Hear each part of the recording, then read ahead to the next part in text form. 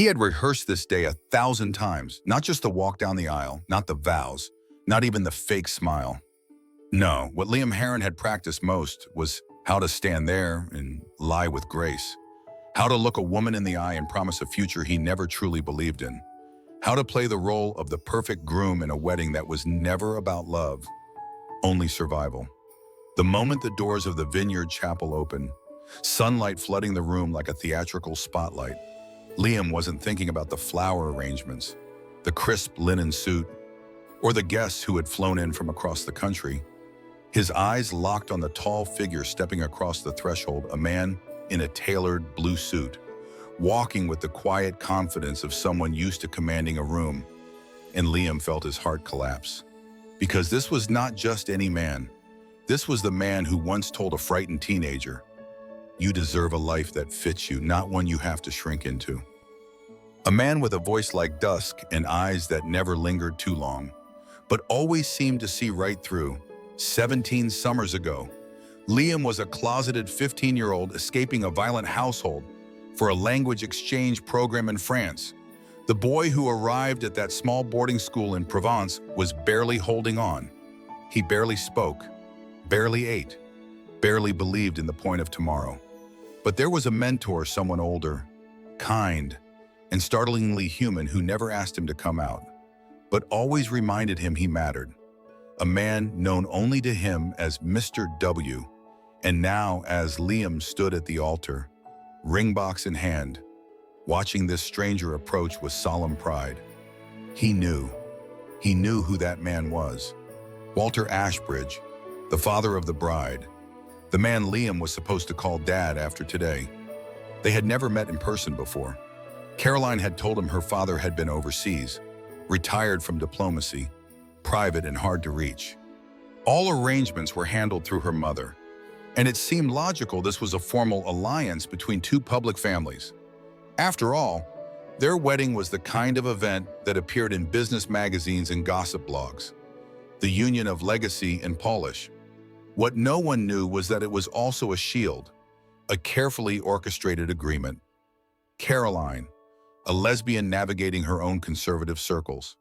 Liam, a gay man trying to protect the last pieces of his late mother's name from scandal. They were best friends in college, and they had made a pact, a marriage of mutual protection, not affection. Liam had made peace with pretending. He had not made peace with this. His legs weakened beneath him, a chill moving up his spine despite the warmth of the Napa sun. Walter didn't seem to recognize him, or if he did, he masked it expertly. There was only a brief flicker of hesitation in his step, a narrowing of his eyes before he took his seat in the front pew. Liam tried to breathe. The priest began the ceremony, his words distant and muffled, like spoken underwater. Caroline appeared soon after, radiant and proud, her dress flowing like a cloud. The crowd gasped in admiration. Liam smiled because the cameras expected it, but inside him, memory had broken free. He was back in the stone chapel in France, sitting in the garden alone until Mr. W brought him lemonade and sat beside him in silence. He was back in that office, trying not to cry, when the same man told him that the world was cruel, but it had not won. Not yet. That man never touched him, never crossed a line, never even asked what Liam feared most people would. He simply saw him, and Liam had carried that gaze his whole life. He hadn't expected to see it again. Not like this. Not today. As the vows approached, the priest asked both families to bless the union. Walter stood, and Liam's chest tightened with a sharp physical pain. The man who once gave him a reason to believe was now about to welcome him unknowingly as a son-in-law. Liam had wanted many things in life. He had wanted safety. He had wanted to belong. He had wanted love. But he had never wanted this kind of silence. And now, with the entire chapel watching, he had only a few breaths left to decide what kind of man he would be, one who keeps pretending, or one who dares to finally speak. If this story moves something in you, if it reminds you how tangled the truth can become when we try to protect ourselves, then follow our journey. Heart Stories brings you real human moments that stir, surprise, and sometimes heal. Subscribe now to stay with us as this story unfolds. The chapel air felt thinner with every word spoken. As Walter offered his formal blessing to the union, his voice calm and measured. Liam watched him with the eyes of someone peering through glass close enough to touch, but never to reach. He nodded at the man he used to call Mr. O in his memories, and Walter nodded back, polite and distant. To everyone else, it looked like a typical exchange. But inside Liam's chest, a lifetime of buried ache stirred. He wanted to scream, not out of anger, but out of mourning for the boy he was, for the years he spent surviving without ever knowing if that summer had been real or just imagined hope. Because now it was real. The man who once sat beside him in a sun-dappled garden in Provence, who once told him he was not broken, was standing 20 feet away, completely unaware of the role he had played in saving a boy's life. Or was he? That was the question Liam couldn't stop asking. Because when Walter had first entered the chapel, there was something in his eyes, some flicker of recognition that vanished too quickly. A furrow in his brow when their eyes met, but Liam couldn't tell if it was memory or intuition, if it meant anything at all. Perhaps Walter truly didn't remember. Perhaps Liam had always been just one of dozens of students passing through, and maybe that was what hurt most. The priest continued the ceremony, and each word fell heavier than the last. Liam tried to focus, but his mind was spiraling, spinning through old fragments he had locked away. The peach-scented soap Walter used, the sound of his French-accented English, soft but deliberate, the way he once told Liam, "Courage isn't loud.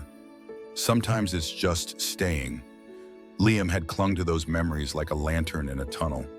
And now the man behind that light stood before him, not as a symbol, but as flesh and blood. It was too much, too complicated, too full of things unsaid.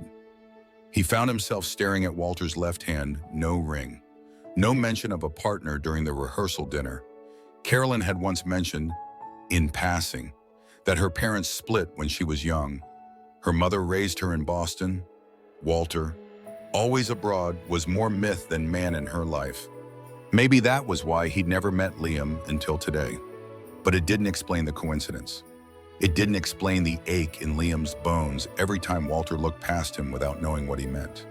The chapel doors creaked as sunlight shifted.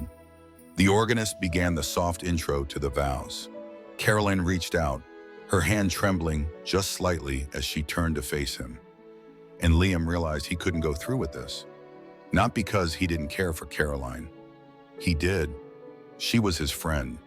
She had been there when his mother died.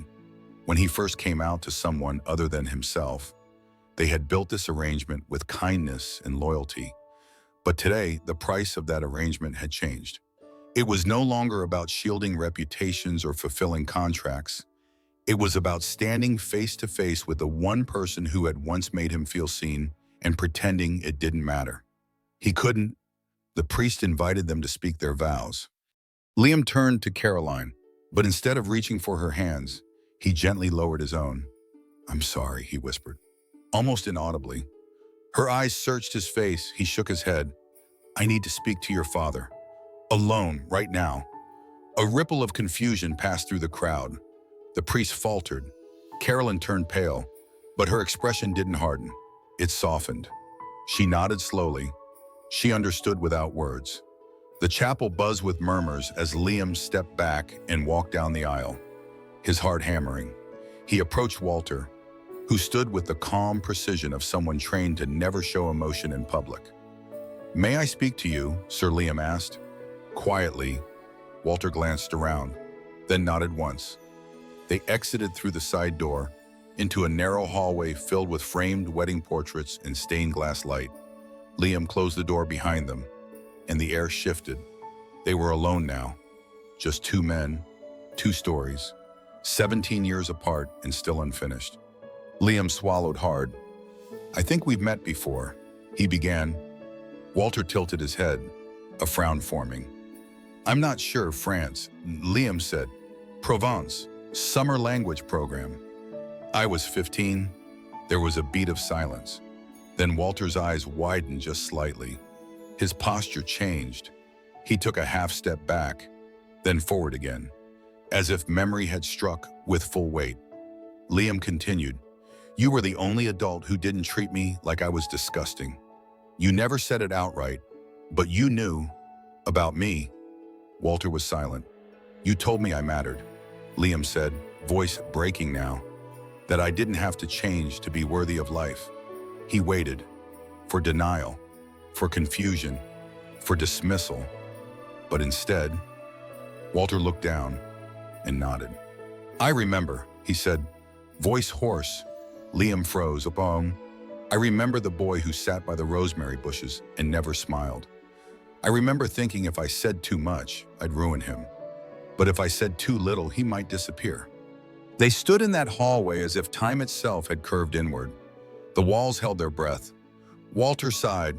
"I didn't think I'd see you again. Certainly not like this," Liam whispered. "Neither did I." The door creaked behind them. Carolyn stood there, eyes glassy but calm.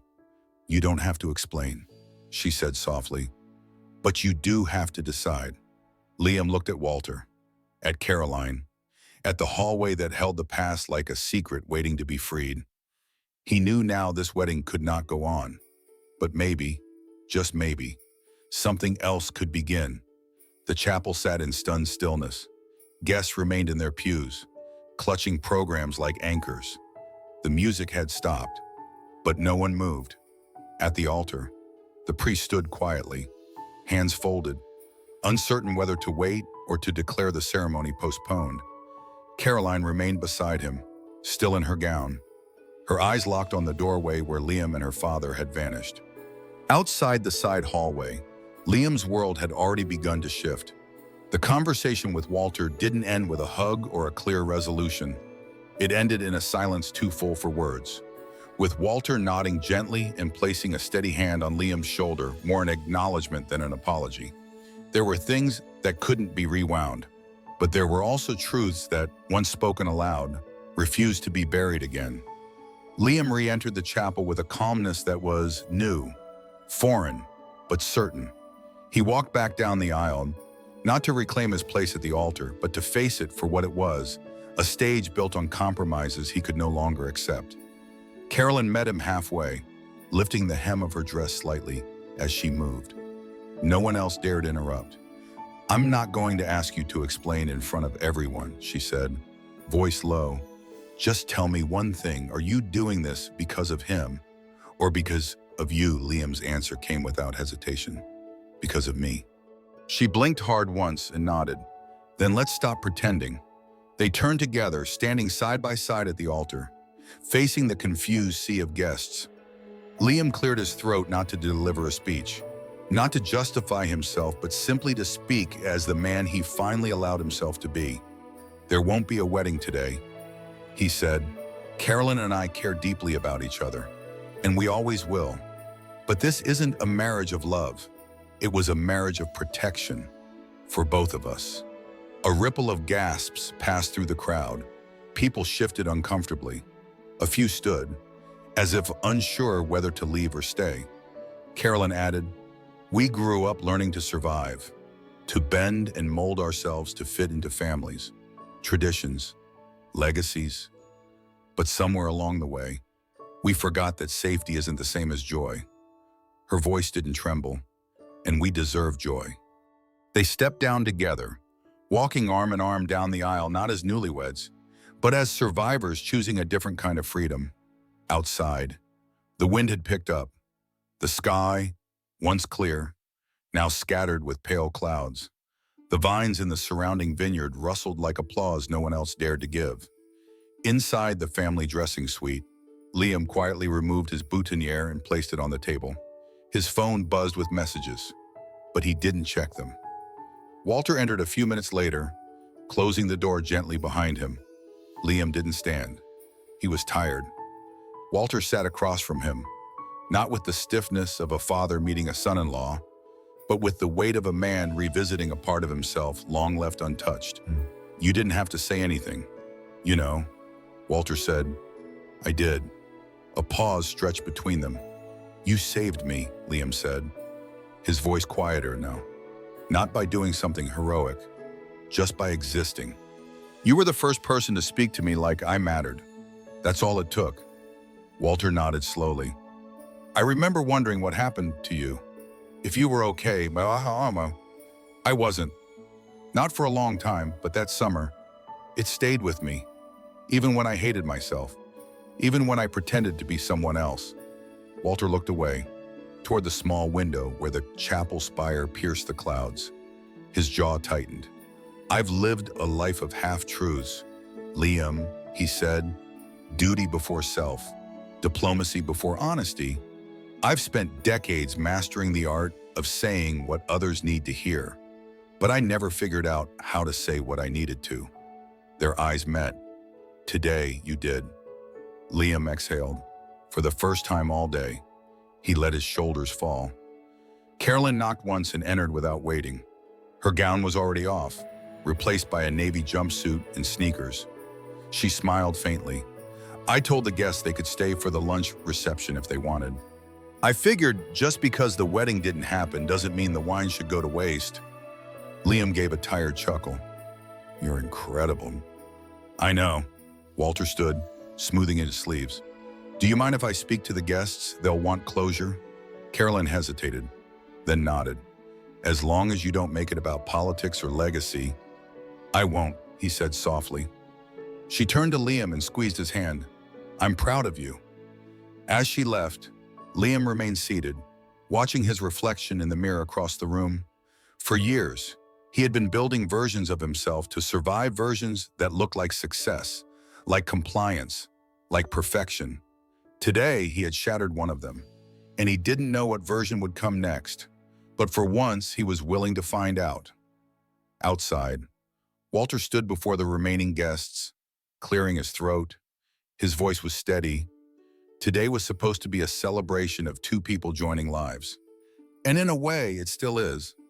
But sometimes the most courageous choice isn't staying on the path, it's stepping off it. He glanced toward the window, where Liam now stood watching him. And as a father, and as a man who once failed to say what needed to be said, I want to tell you that courage comes in many forms. And I've seen more of it today than I've seen in years. The guests didn't applaud, but many stood in quiet understanding. A few wiped their eyes. Later that evening, as the sun dipped below the rows of grapes and lanterns flickered to life along the vineyard path, Liam sat alone at one of the reception tables.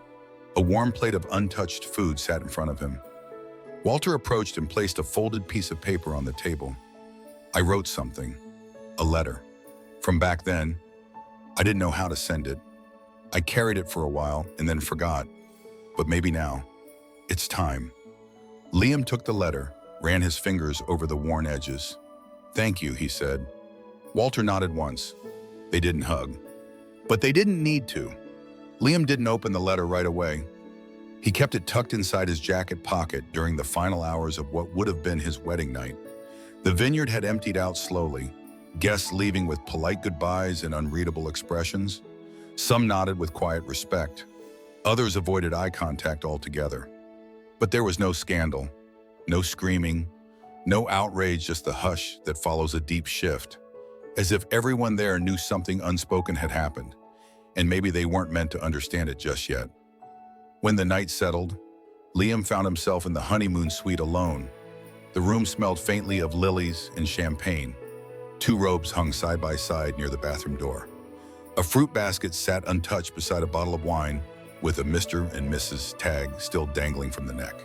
He turned the tag over once, then quietly placed it in the trash. Then he reached for the letter. The paper was yellowed at the edges, folded into thirds, soft from being carried for too long.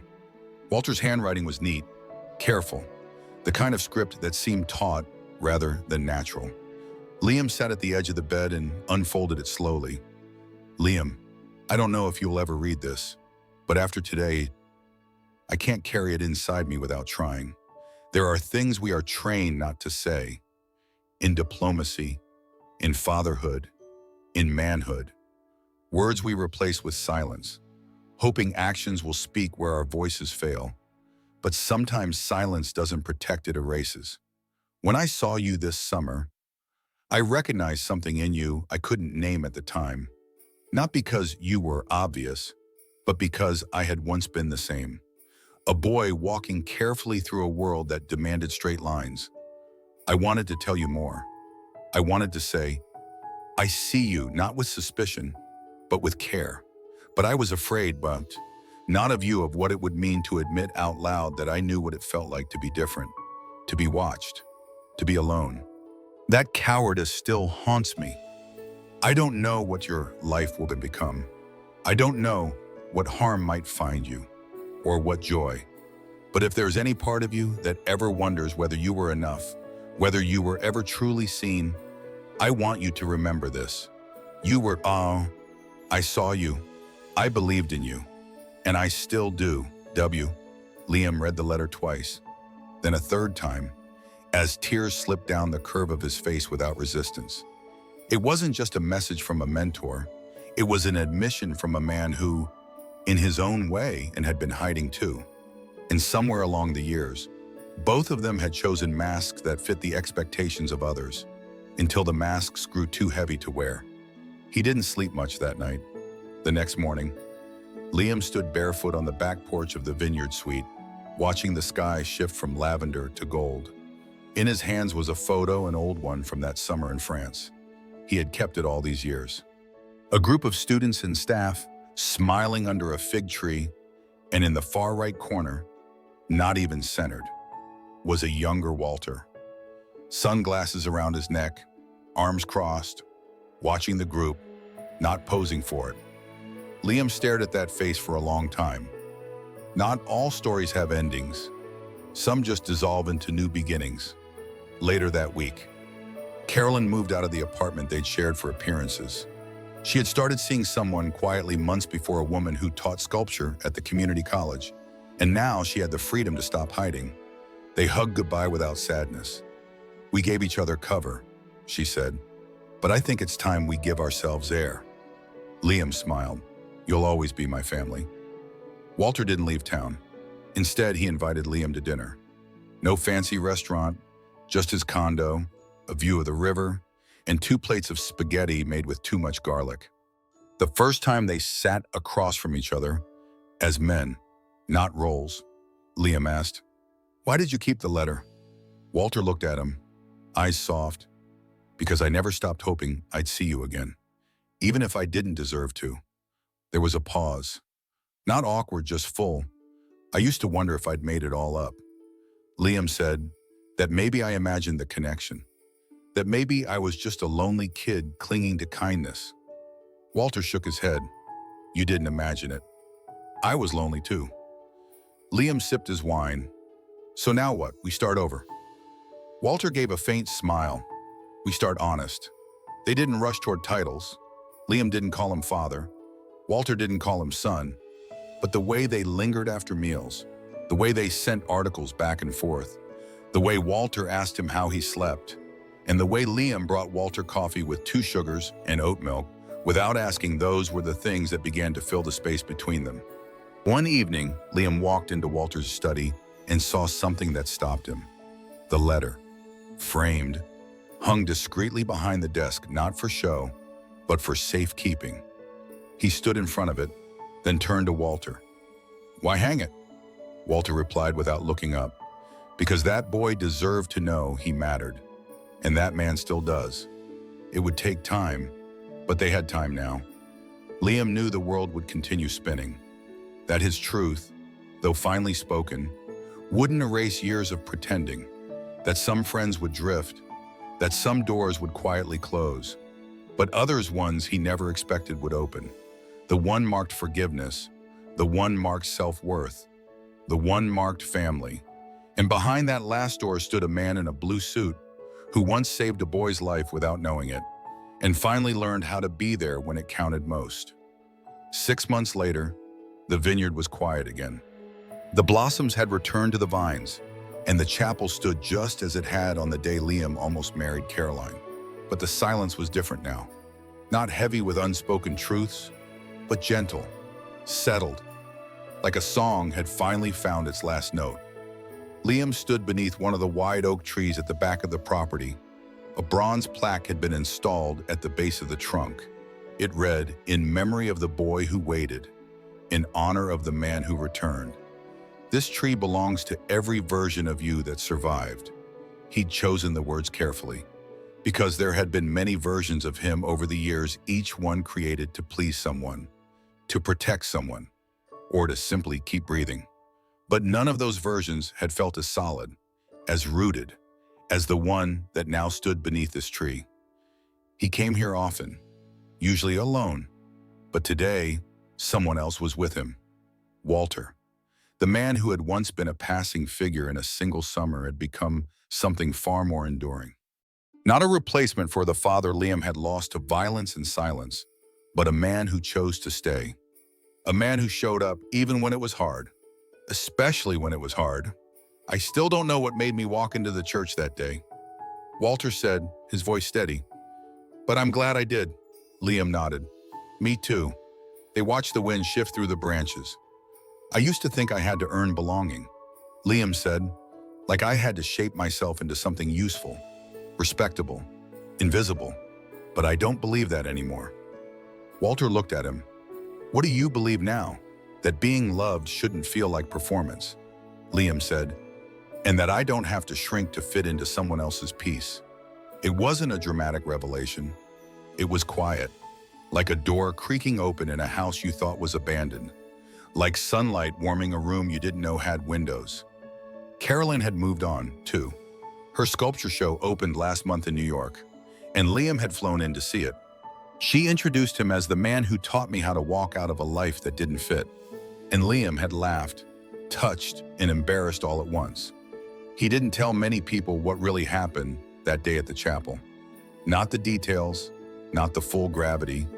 But when people asked why the wedding didn't happen, he told the truth in the simplest terms: "Because I finally knew who I was, and I didn't want to lose that."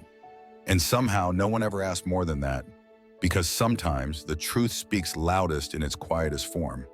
He found a small community not long after, people who gathered in a local bookstore every other Thursday night to read poems, trade stories, and sit in the stillness of shared honesty. Some were queer, some were not, some were still figuring things out, but all of them stayed. Liam never tried to be a speaker or a leader, but one evening, after someone shared a story about losing their father, he stood and offered something that surprised even himself. "I once mistook silence for safety," he said, "but silence only held me together until I was ready to speak. And when I finally did, I found someone was already waiting to listen." That was the moment he knew. He was no longer waiting for the life he hoped would come. He was living it. Later that week, he visited Walter's condo and found a photo on the mantle he hadn't seen before. It was from France, the same group photo beneath the fig tree, but this time, Liam was in the center, smiling, just a little, and Walter had cropped the frame so they were the only two in it. Liam picked it up. "You found this?" he asked. Walter nodded. "I kept it all these years. I just didn't know what it meant until now." Liam smiled. "Now it means everything." They sat for a while in comfortable quiet, and when Liam left that evening, Walter followed him to the door, placing a hand briefly on his back, not as a gesture of control, but of recognition. "Not you belong to me, but you belong here." And Liam carried that with him, not in a frame, not in a letter, not even in memory, but in the way he walked forward, no longer hiding, no longer waiting for permission. He was no longer the boy beneath the rosemary bushes, praying someone would see him. He was the man standing in full light. And this time, he saw himself. Have you ever looked back and realized someone shaped you more than they'll ever know? Or maybe you were that person for someone else. Share your story in the comments. We'd love to hear how your truth found its voice. And if this journey moves something in you, don't forget to subscribe to Heart Stories, where we believe the most powerful stories are the ones that make us feel seen.